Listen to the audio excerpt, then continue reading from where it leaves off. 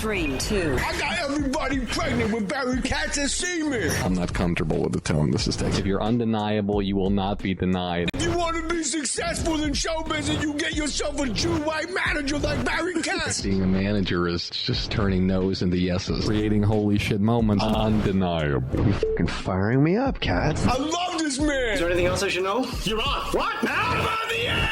Barry Katz, back in the house. Let's do this. All right. Ladies and gentlemen, what an honor. Please welcome Michael Mendelsohn. Hi, everybody. Thank you so much. The honor is mine, by the way. It's good to see you I've here. listened to your shows. Amazing. On triple speed? Triple speed, yeah. Oh, well, that's nice of you to say that. I want to make an impact like you made, but hopefully sometime in my next life I'll have made that happen. Well, you've been one of the pioneers of the comedy industry, so you're being very humble, but some of the people that you've worked with have made me laugh. So sometimes in life, that's all we got. The journey is truly amazing how it happens, and 5 seconds one way, a minute another way, and you may not have met somebody, or you may have met somebody that changes your life forever, or sometimes, as we find out, somebody, God forbid, dies in a car accident, and you think to yourself, you know, were they in the house? Like, Joe, do you have the keys? I don't know where they are. Did you put them over there yet? And that 1 second or 5 seconds, one way or the other, can be the difference between you having your greatest life and having no life. So I feel like every day I wake up and I'm blessed until I look in the mirror. Then I realize maybe I have to reevaluate my goals. I don't know. You look like a 70s rock star to me. All right, I'll take it. I look like a Jewish rocker from Chabad. But I have so many questions to ask you. It's nice to be here with you. It's good to be here with you. The first thing I want to ask you out of the gate is something that is going to be very odd. You may jump over the couch and strangle me. But I've met a lot of people in my lifetime. And you have this way about you that's kind of like a lot of people who do a lot of extraordinary things. They have this way they are in life. They have this cadence, the way they talk, the way they look at you. It's kind of like a quarter step off the rest of the population. You know, it's like it's not the average interaction. It's not the average eye contact. It's not the average way they talk to you and they form sentences. Has anybody ever told you that before? Well, I came from LA and I went to college in Philadelphia. And I didn't know why, but they would always ask me if I was stoned because I spoke slower and had more pauses. And, you know, I'm not big on drugs or anything like that, but I think what you're mentioning now was something that I was made fun of in school. How did you deal with being made fun of like that? Because normally that's what shapes us. And so how did that, going to school and having people make fun of you, how did you turn the tables on people and get what you wanted out of school? Well, I think it's all about what you can do for other people. You can tear them down or you can create a team. And so having dear friends doesn't really matter what they say. Who the hell are they?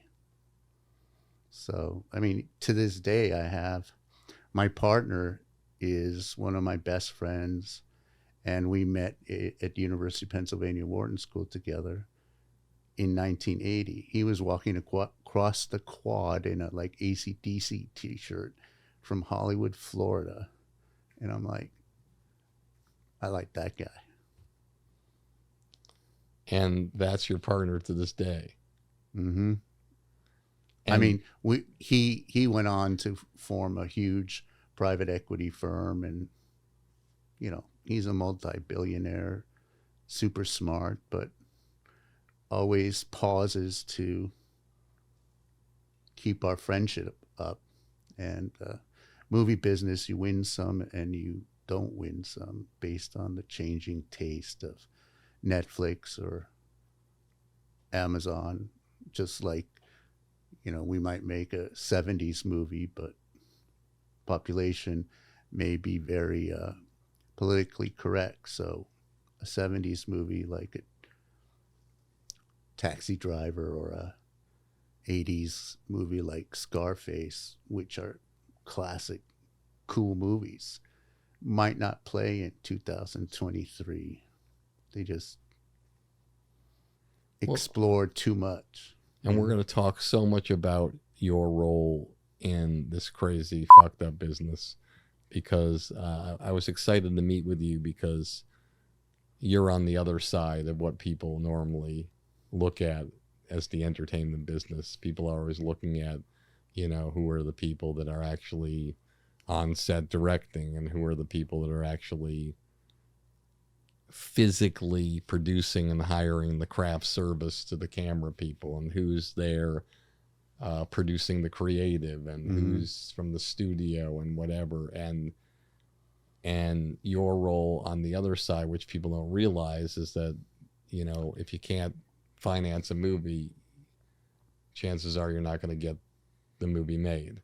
And how people produce that way and oftentimes get fucked when they actually financially produce a movie. And there's been many times in the world, in big instances, where films have won Academy Awards and they denied the person the Academy Award who financially produced the movie. So we're gonna get into a lot of that, but I think it's important to go into what you're talking about in terms of your friend and long-term friendships, because I find in the entertainment business, movies come and go, clients come and go, but if you have those people in the business that you can always talk to and always call, and whether you're up or you're down, they're always there. That's like what everybody aspires to have in their life. And if they say they don't, I think they're lying to us all. That's the greatest gift we can have. And so I wanted to acknowledge when you said that, that really kind of set me off on a mental path of how important it is, and how through the ups and downs, maybe that particular friendship helped you through those times. Mm-hmm. What can you tell us about that? And what was his name? His name's Mark Rowan. And so he has, for 40-something years, been one of my best friends. And he's currently my partner and financier. And I'm not going to tell you he likes every movie we make, but he likes that we're making them. If he says, I don't like this script, and you say, I like this script, please invest the money in it, who wins? It's more about the financial collateral package and upside of the project. He doesn't really assess the scripts. Got it. So you're the one who communicates to him, so he might not just like the concept of the project. He likes the fact that, he doesn't really get involved with the concept. He gets involved in, is it sold to Lionsgate? Did we sell domestic to Warner Brothers and sell foreign to 15 different countries? And how's my money covered? I think that's his priority. Got it. Now, you mentioned you win some, you lose some. I think what you probably meant was you win 3, you lose 97.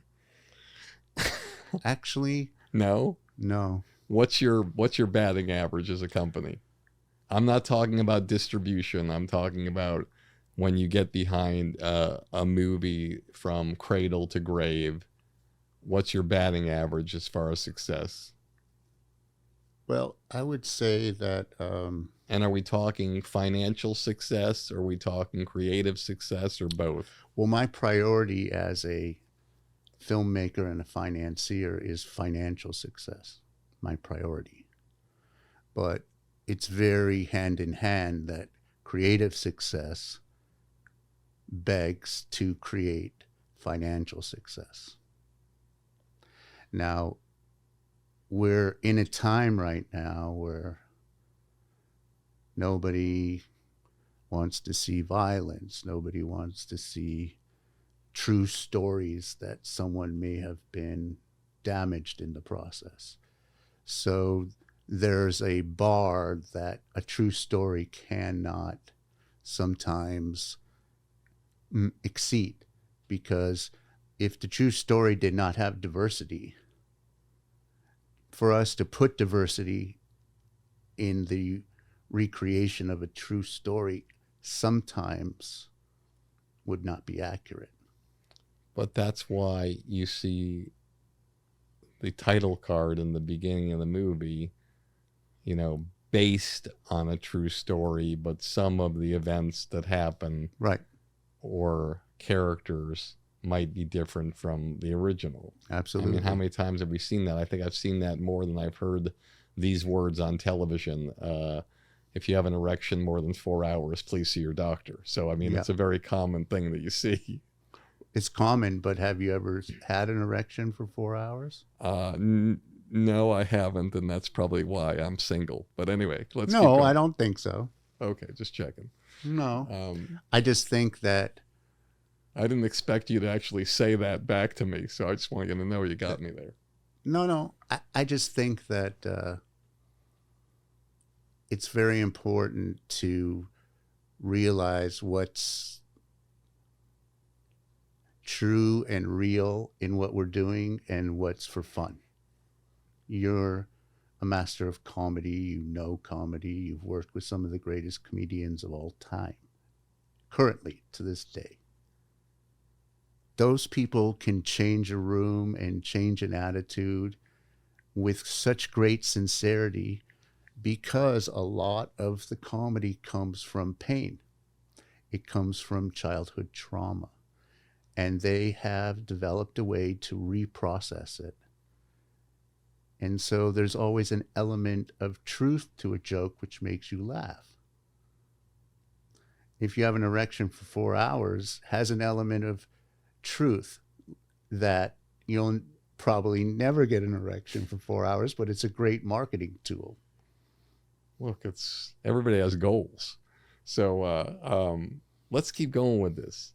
So, because you're very successful and you've had, like you said, you've had things that have been haven't gone well. You've had things that have gone well. Before I move forward, just tell me again what you perceive to be your financial batting average with a film. If you've done 100% of all the films you've done from cradle to grave, not other people's film. Well, let me rephrase. Films Whatever that, I finance. Yes, that you started and ended with. What percentage are financially successful? I would say 90%. That's insane. I only have that batting average in comedy specials, getting them on the air. I think I've a ridiculous amount, like probably, like 40 out of 42 or something like that. But it's getting harder because, everything's cyclical. So you could have a network that does 52 a year, and then the next year they're doing 3.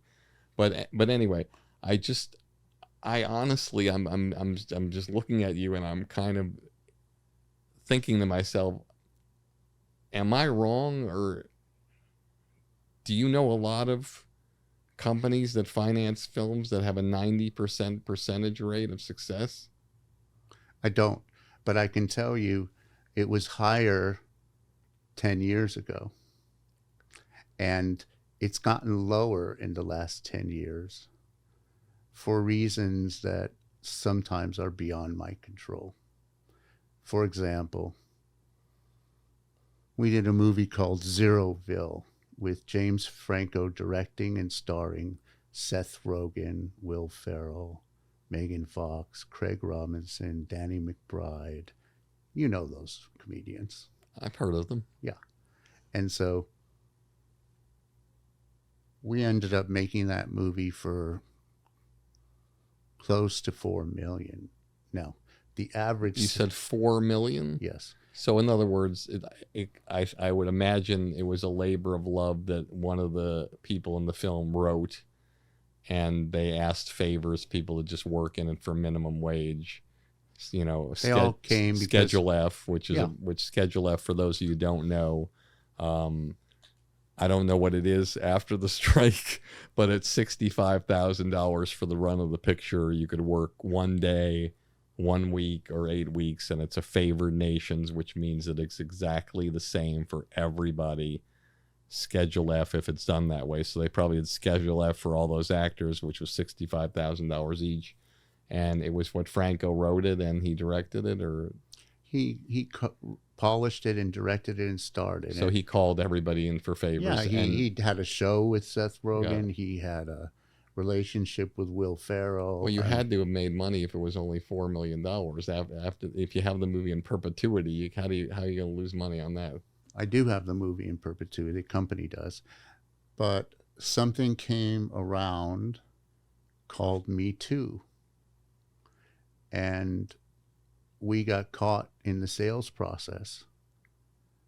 At the same time, someone brought up a legal battle against Mr. Franco, saying he had arranged his acting school to get... The Beverly Hills School. Yeah, to get women and seduce them under the pretenses of that school. Now, I've done 3 movies with him. We've been San Francisco, New York, LA. This guy walking down the street, he doesn't need a school. He's got girls chasing him. He's got guys chasing him. Everybody's chasing him. But at this moment, with that picture, it was almost impossible to sell to a company because of the times and whether or not he committed the crime, which I'm not a judge.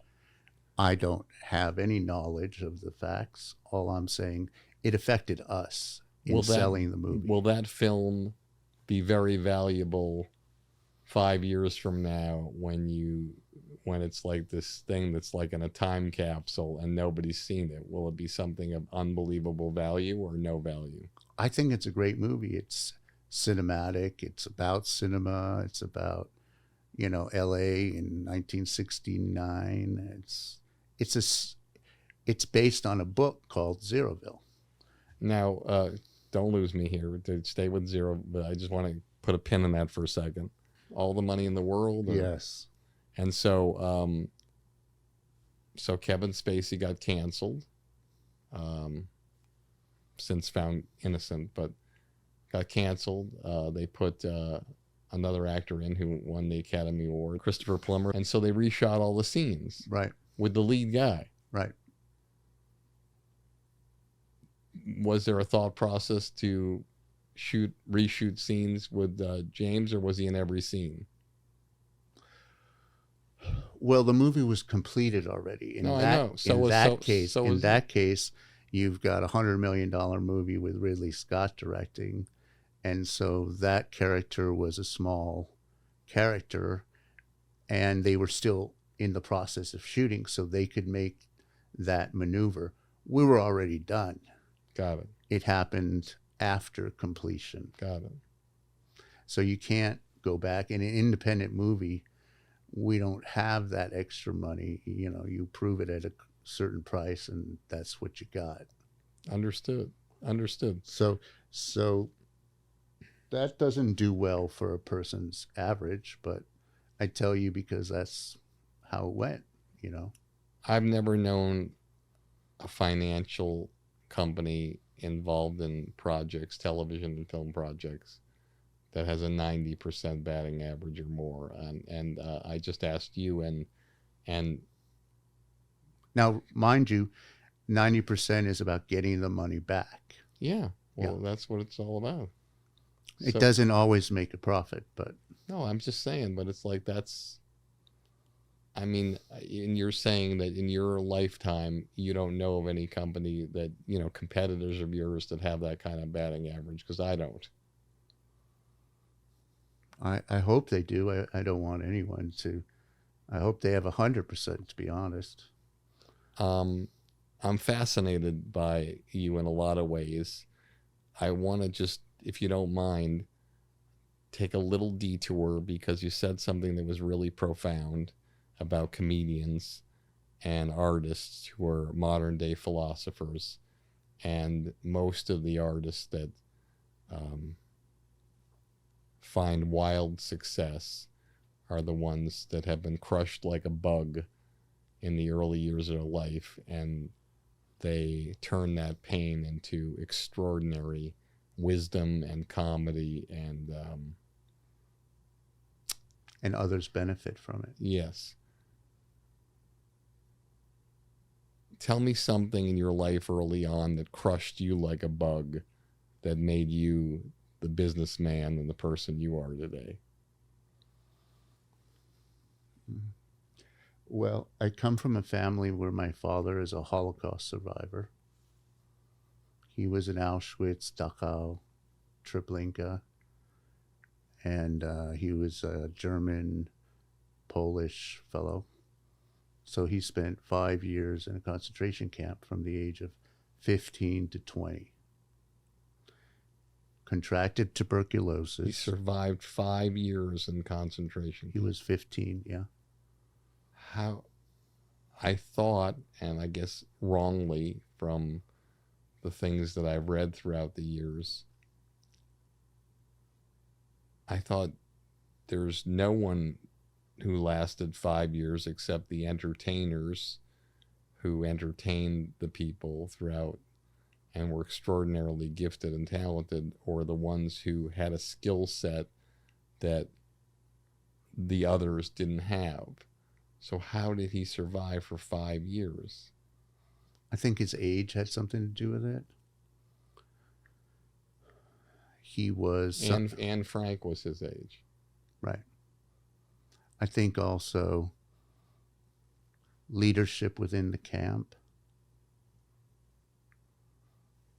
There were things like stealing carrots and onions from the field that helped him and his group survive. His math teacher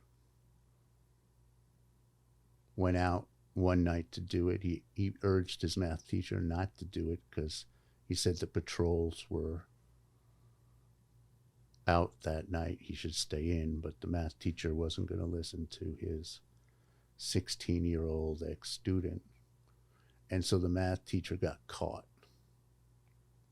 And when you got caught, you had heavy caning by the Nazis.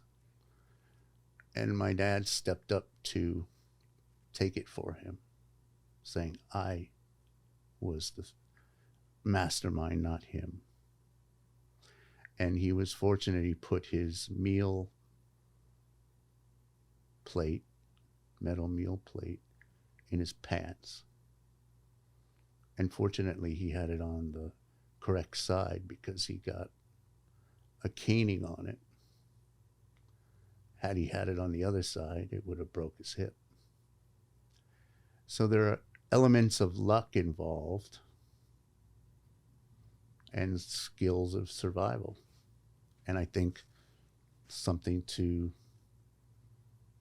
commend against the horrors of that regime. And so when you were a young boy, he would share these stories with you. The concentration camp survivors either shared it or didn't share it. Both had their effects. In my case, my father didn't share it, but there were plenty of them around that did. And that shaped my desire to make certain kind of movies. You know, I have a special set of skills kind of movies. And so you have daughters in movies that are kidnapped, and Nick Cage or Travolta or Al Pacino will go get them.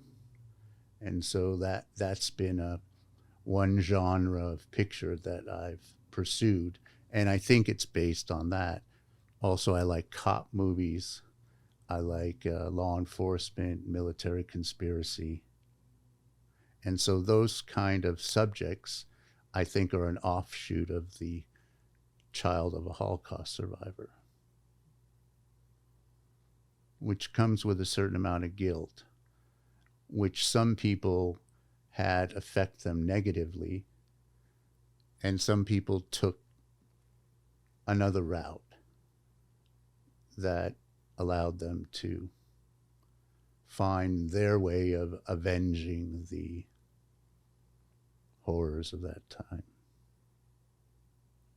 Incredible. Incredible. Thank you for sharing that. It's hard to talk about this business after you hear things like that and what people have been through, and but obviously inspired you to do great things. So I sort of want to go way, way, way, way back before we get into all the business questions and all the things having to do what you do and how you do it, because I think it's really, really going to be great for the audience to understand. I've never been interviewed by anyone who has ever asked these questions, so I think that's to your credit and your knowledge of human beings. Thank you so much. Well, I've never interviewed anybody who brought grapes and string cheese with them either. So let me tell you something. So that's we're both experiencing things for the first time. No, I have more compliments for you than that. But so before we get into the business side, I want to go way, way back. So take me back to where you grew up. What was the socioeconomic dynamic of the household, the area, your parents, and what was your inspiration to getting into this crazy, fucked up business that we're in today? A couple tangential influences. My father was a carpenter cabinet maker. So building things came naturally. That includes construction, electricity, plumbing, roofing, framing, all of which we use in movies. I used to say I wouldn't ever dress like my dad in his worn out Dickies and work clothes, but I am dressing like him now. And your mom? My mom, her family was from Georgia, Russia. They escaped the pogroms, where wealthy textile families were persecuted.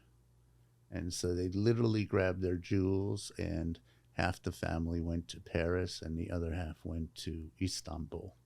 So my mother was born in Istanbul. She went to an Austrian nun monastery. She spoke 7 languages fluently. And so, I ended up working for a British bank, Japanese bank, a French bank. Where did you grow? What was the town again? Van Nuys, California. Oh, so you grew up in Van Nuys. Okay. Lowriders, cruisers, Mopar, muscle cars.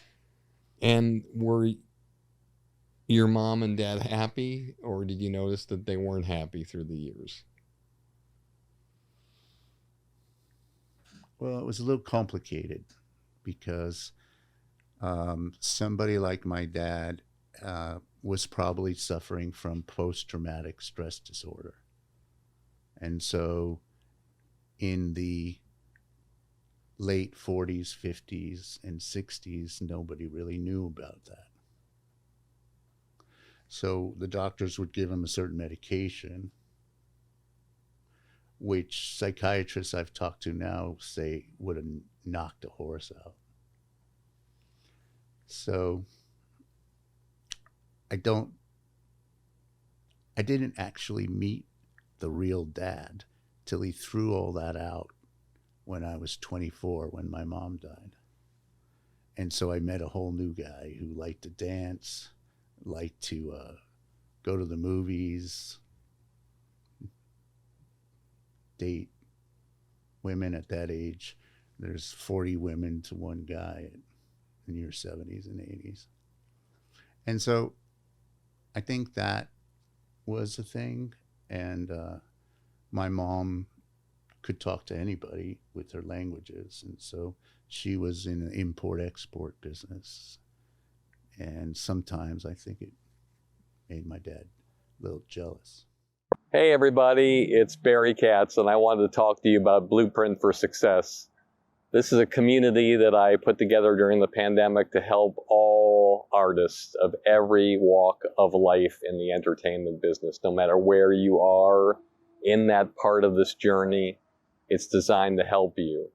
There are podcasts with people that will inspire you, like Kevin Hart, Judd Apatow, Bill Burr, that you can't find anywhere else but on this program that I've interviewed, to times where we get to talk to executives in the business that you would never have access to tell you what you need to hear and to answer your questions, to all sorts of different videos and master classes designed to help you get to the promised land.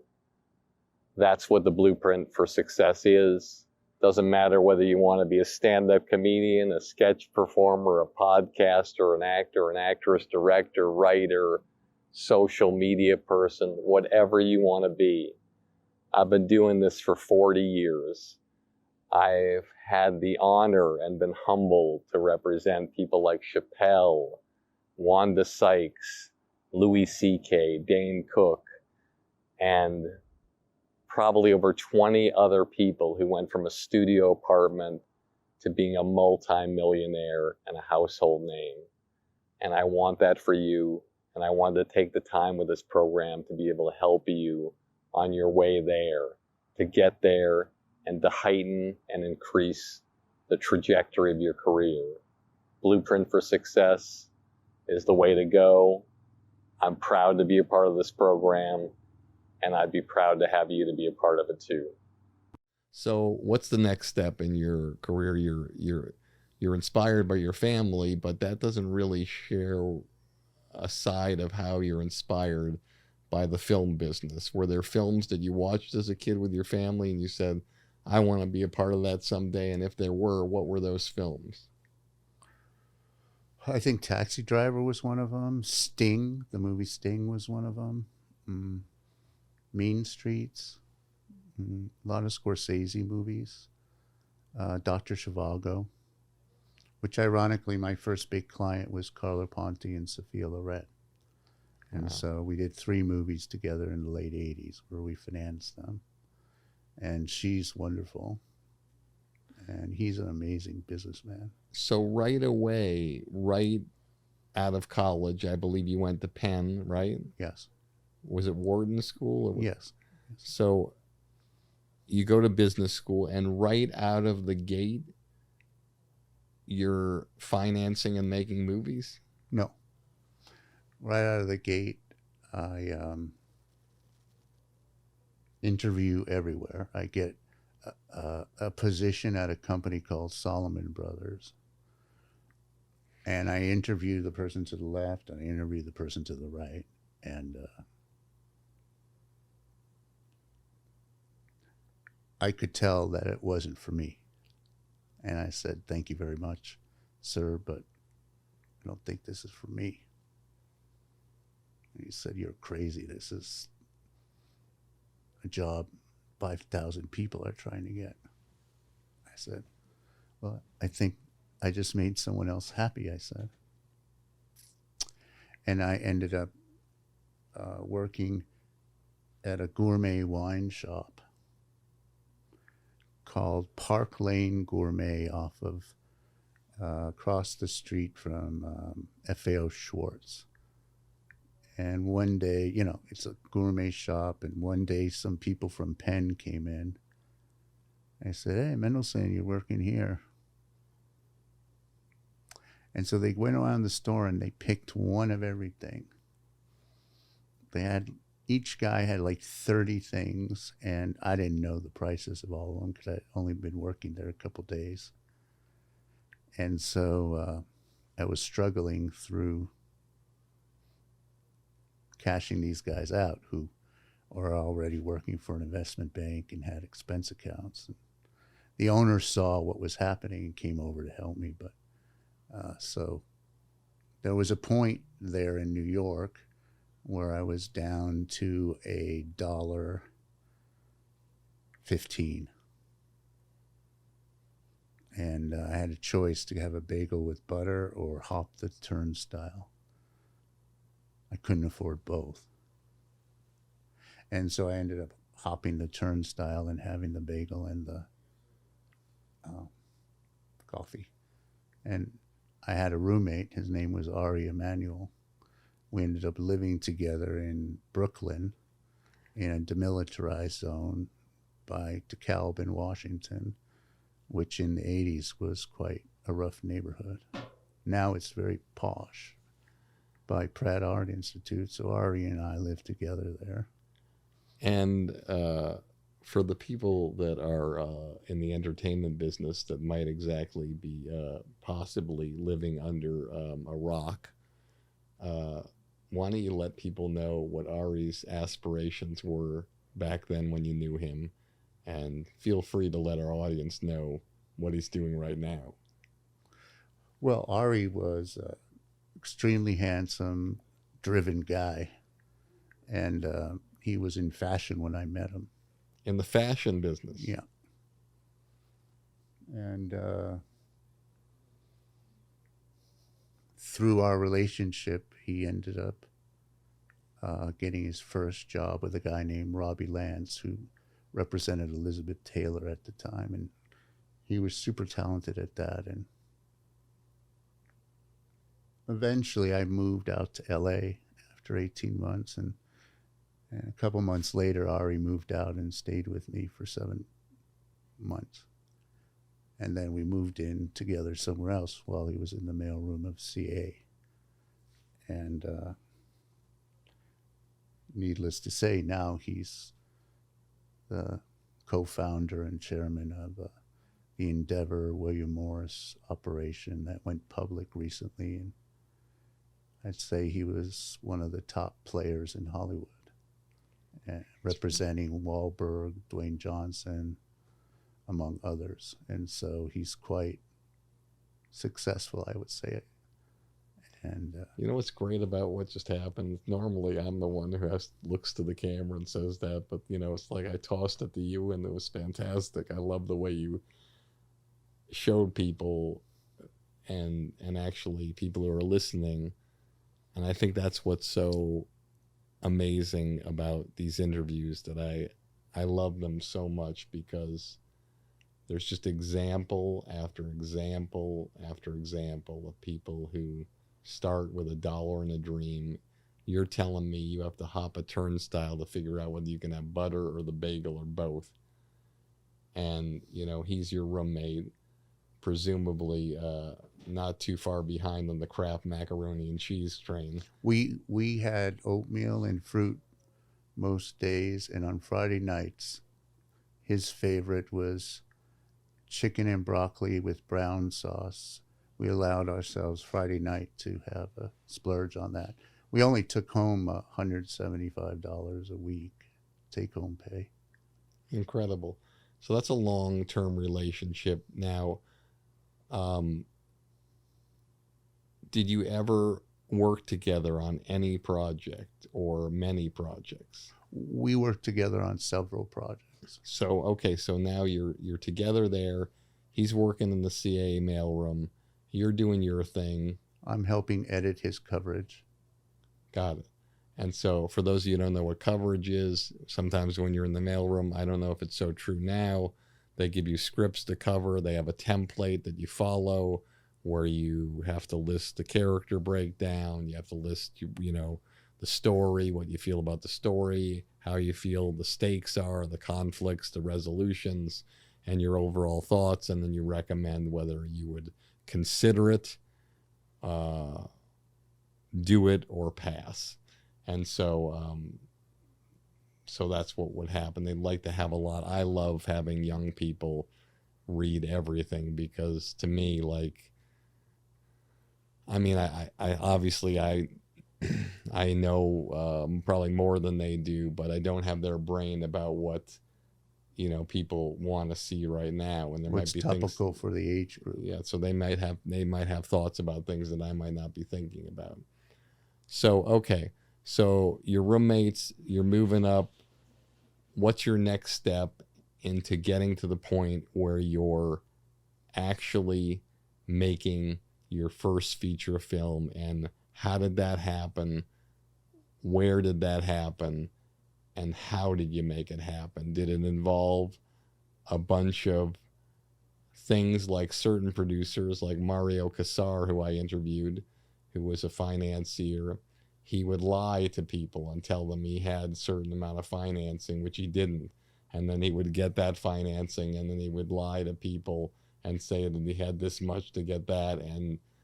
And it was all about these, what he called, I don't know, I don't know the words that he used, but they were like white lies that he would tell people, but they were really, if things didn't work out well, he was going to be screwed.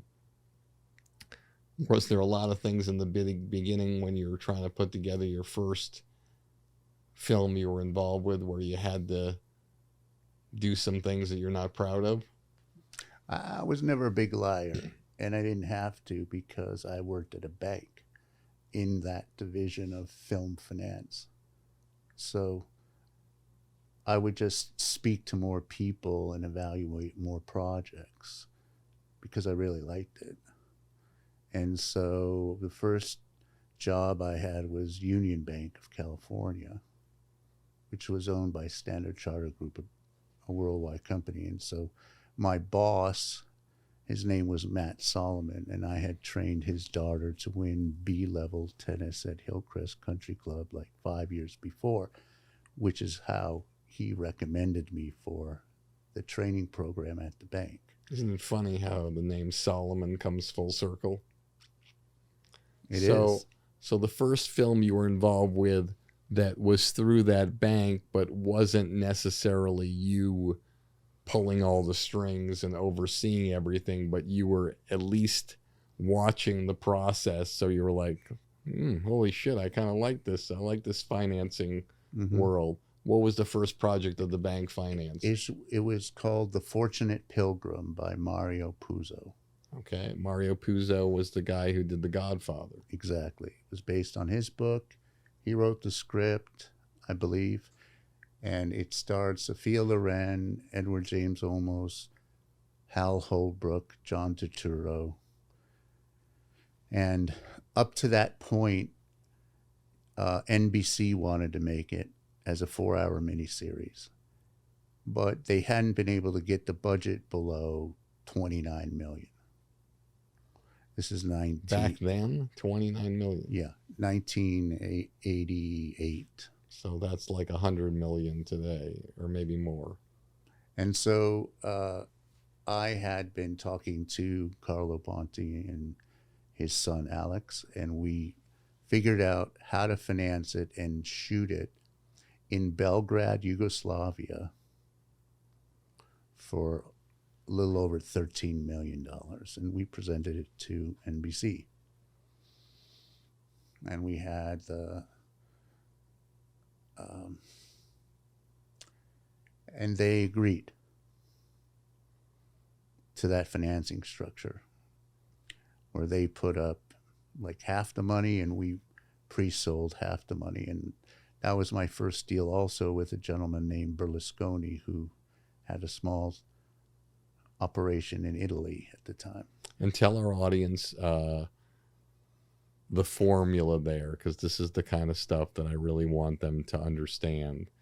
So the concept was, hey, you guys at NBC, you write a check, put in an escrow for $6.5 million. Something like that. Okay. And we're going to go get the other 6.5 by pre-selling foreign sales You got in it. Canada. So why don't you explain that All over the world. Yeah.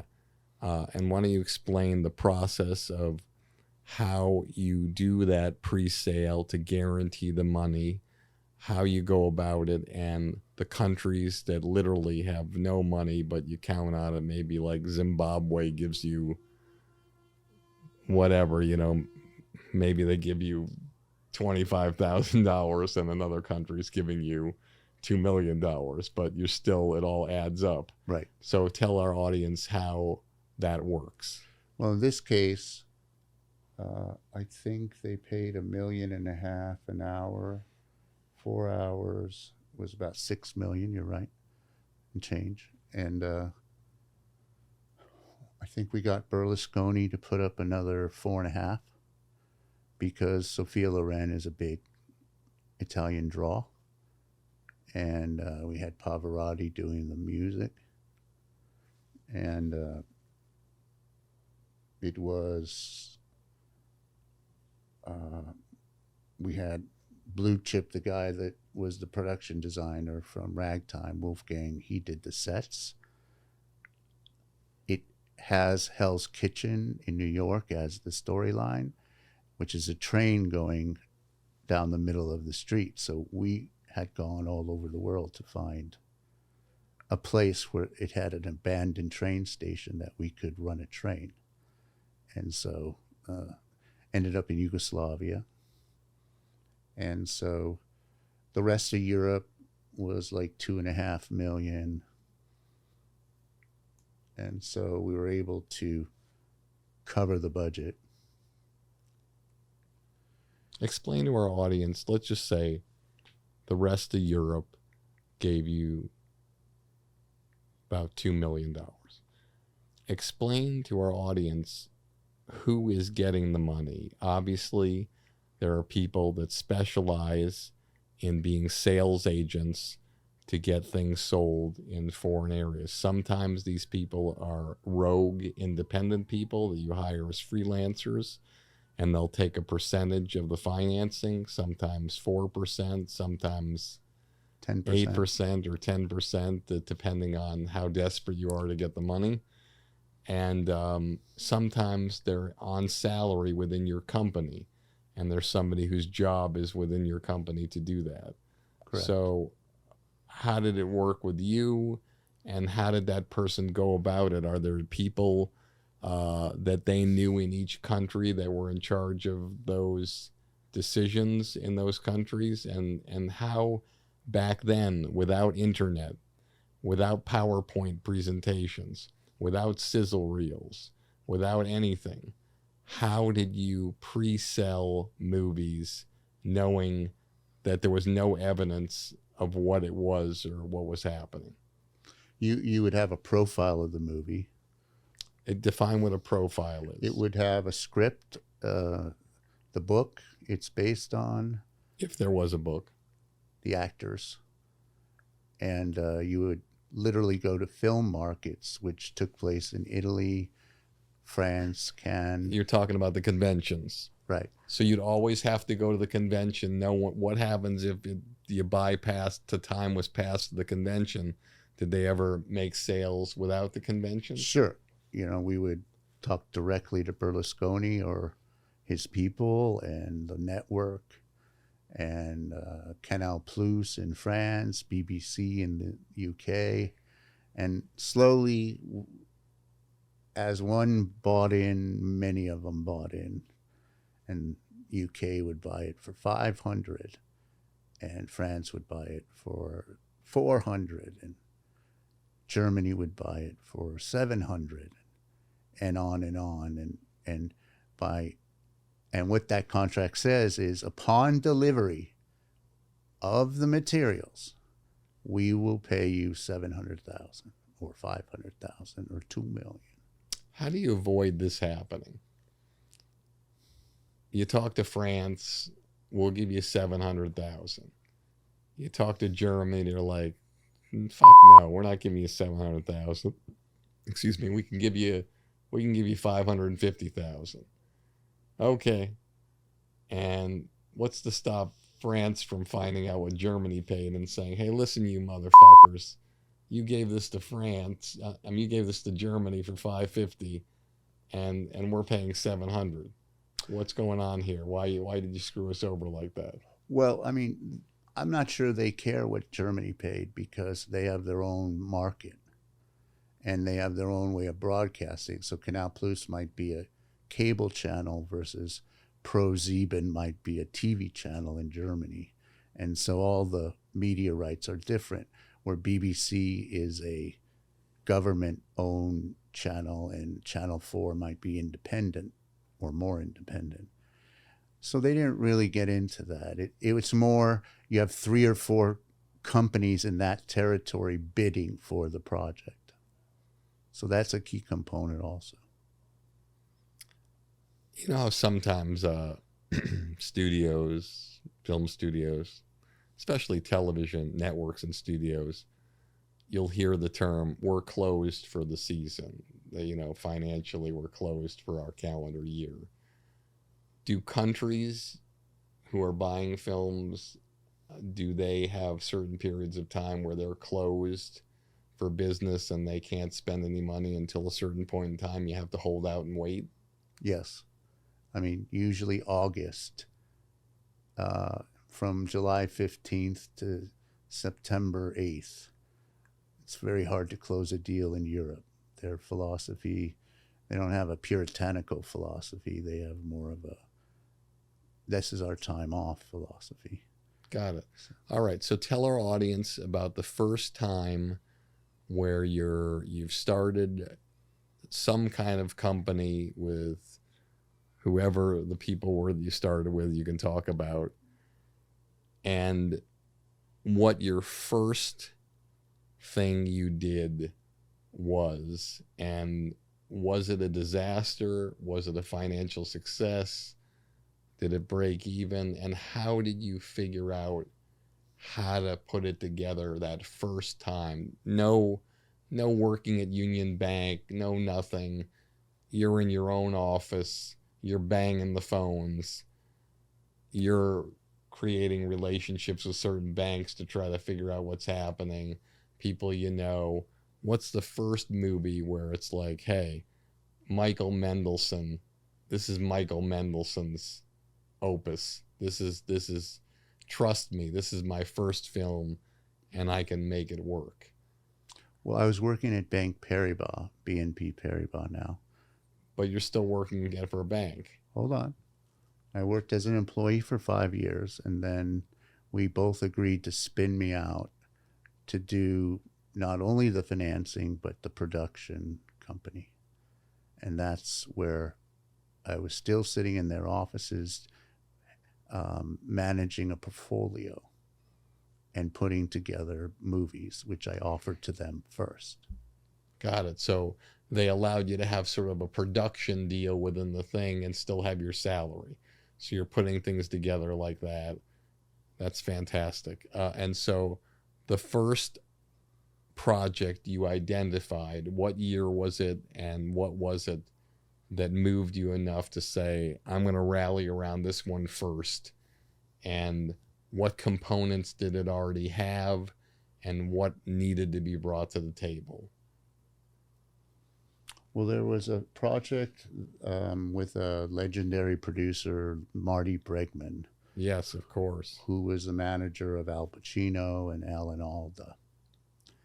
And we purchased a book called One Tough Cop, written by Bo Dietl, a famous cop in New York who's a super talented private investigator and very well-to-do around Rayos and those kind of places in New York where important people that are either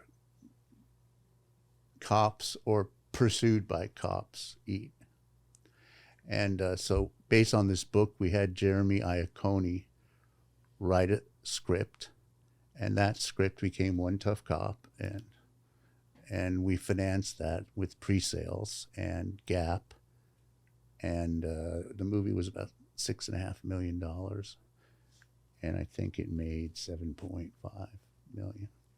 1, 2, 3, 4, 5, 5, 6. 6 Degrees of Separation. All right, 6 Degrees of Separation. I'm going to mention some things, some names.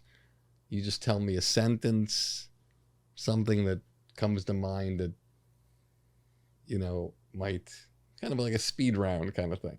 Yeah. Johnny Carson. Yeah, I worked for Johnny Carson and Henry Bushkin, his lawyer, and he used to practice his jokes. He gave me time to make a film for the Christmas party, and that film turned into Bloops and Blunders, which Warren Littlefield at NBC turned into a TV show with Ed McMahon. Reservoir Dogs. Quentin Tarantino, Lawrence Bender, Richard Gladstein. We made this movie, started at $1.4 million. Quentin had the ear cut off. We suggested that Michael Madsen sing in that ear, and Quentin went on to become one of our greatest directors of all time. Incredible. Incredible. Mel Gibson. We got involved with a project that his producing partner, Bruce Davies, brought to me called What Women Want. And nobody wanted to do it outside the studio because Mel didn't have a gun in his hand. He had a blow dryer. But it turned out that Mel, the director, and Bruce Davies had a hit on their hands, one of the largest internationally. And they have spun off several What Women Want. Ghost Ship. Ghost Ship is a beautiful documentary that we just shot in the Baltic Sea during the Ukrainian war, where we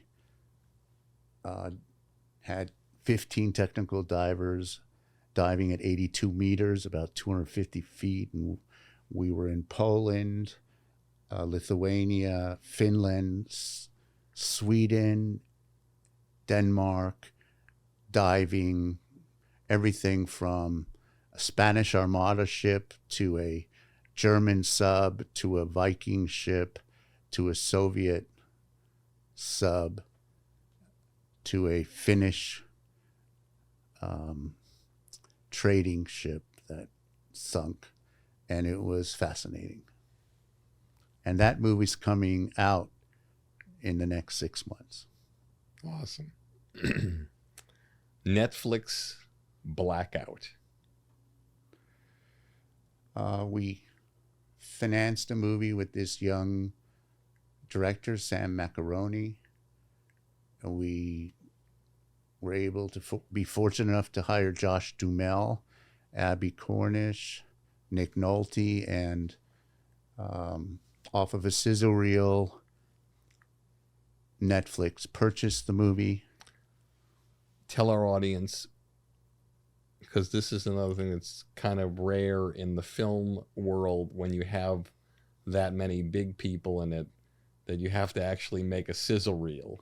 So how is your sizzle reel different from like what you perceive a trailer to be? Like, how do you shoot the sizzle reel for something that has that many people in it? And are some of them actually acting out the scenes, or are some of them actually just talking to camera saying, "Hey, listen, Netflix, Scott Stuber, can you see me? Buy this film now." Like, how is it?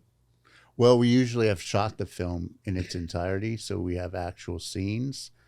and we put together anywhere from 2 to 3 minutes of the scenes with a cool soundtrack, and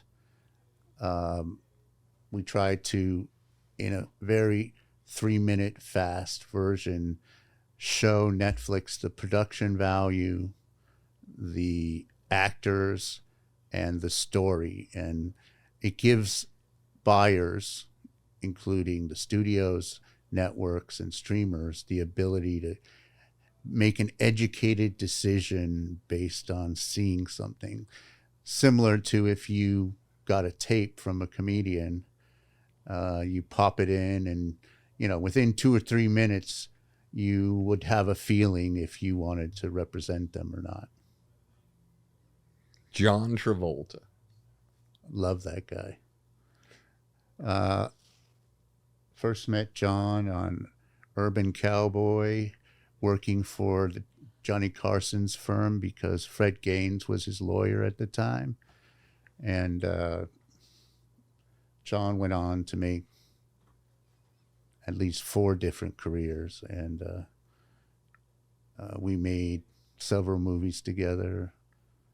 And I put his daughter in her first movie, Ella Blue Travolta, in a new movie we finished with Terrence Howard and James Cromwell. That was Get Lost, right? Right, Get Lost. And so it's kind of a familial relationship as it goes with actors. Nicolas Cage.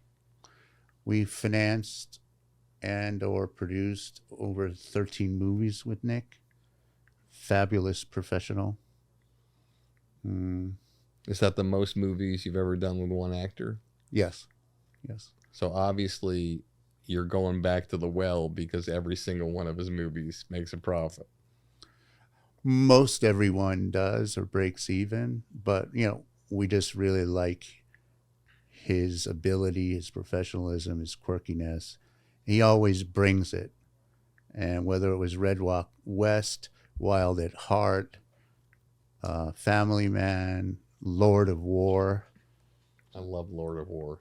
Most recently, we worked on Prisoners of the Ghostland in Japan, where he met his wife that he now has a baby with.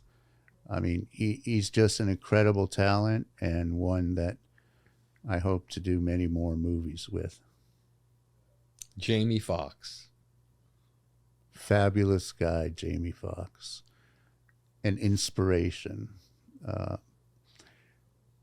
We were fortunate that Rick Yorn and Chuck Pachenko and Nick Cassavetes all worked together, and they were kind enough to help us get Jamie Foxx for the role of Ferryman in God is a Bullet, which is a wise man in the film who tattoos messages on people and reads tea leaves and things like that, and is a real character in the movie.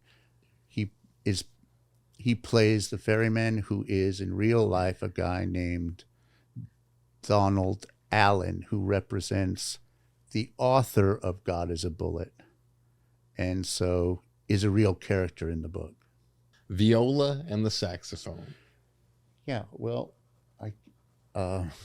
long time ago there was a Felix Bartholomew Mendelsohn, which is a relation of my family, and I started playing viola in the 3rd grade in the orchestra, and I had these Ray-Ban thick Coke bottle glasses, and then you can't get a date with a viola. So in 7th grade, I picked up the saxophone, and I still play the saxophone to this day, tenor sax, and mouthpiece companies send me different kinds of mouthpieces to test and things like that. But my dad didn't want me to become a musician because he felt that there's too many starving musicians out there. So, but it's a hobby of mine that I love jazz, and something that I started at a very young age.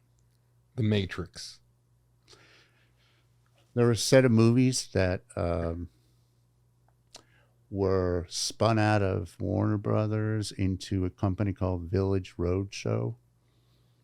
And a lot of people didn't want to make the movie. Joel Silver is the main producer, and the Wachowski brothers had made a movie that we had financed called Bound. I love that movie. Yeah. And so It's one of my favorite movies. And so that movie was remarkable for many reasons. And the Wachowski brothers are now the Wachowski sisters. And Matrix, the first one, was just a brilliant script. And I think Joel got Keanu, and we were part of the consortium of banks that put together the banks to finance that movie. I got a couple of questions for you that I think the audience will resonate with. Was college necessary to become somebody who's successful in the entertainment business? Do you need a college education? Did you get a lot out of it? Or if you didn't go to college, would it have made a difference? If I hadn't gone to college, I wouldn't have met my friend Mark Rowan, who's currently my financier and consigliere and dear friend, and I wouldn't have been in the business I am now, in the position I am now, without him. So I'd say absolutely. Okay. But that's from a business standpoint. If you're a writer, I think you need to write. But you need experiences. So if college is a good experience, great. If working on an oil rig or working in a hospital or for the Peace Corps in Africa are all good experiences, those are great material to write from. So I think, I don't know if college is necessary for an actor, but an education certainly doesn't help, doesn't hurt anyone. What does it mean? And I want you to share with the audiences.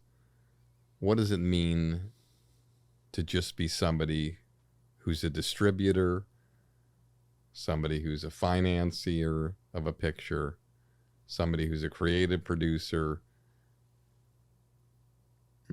Have you ever done it where you actually said, you know, this project, I'm going to take over everything. I'm going to finance it. I'm going to be the creative producer. I'm going to be the guy who hires the physical production company, and I'm going to be the guy who distributes it. How many films have you done that way? Or do you say, I'm not going to do that. These are people's specialties and I'm going to get out of the way?